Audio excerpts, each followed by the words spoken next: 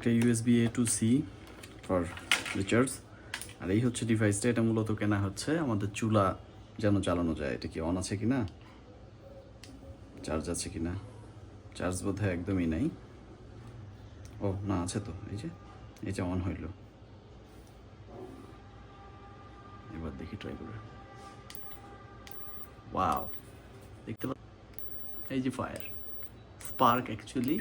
হ্যাঁ, এই হচ্ছে আমাদের চুলা। আশেপাশ থেকে সব একটু সরাই নি। ওকে, আছে থাকুক। ইয়া, পারফেক্ট। আর এটা যেহেতু বেশ লং এবং ফোল্ডেবল, সো এটা খুব ভালোই কাজ করবে। Thank you BD shop.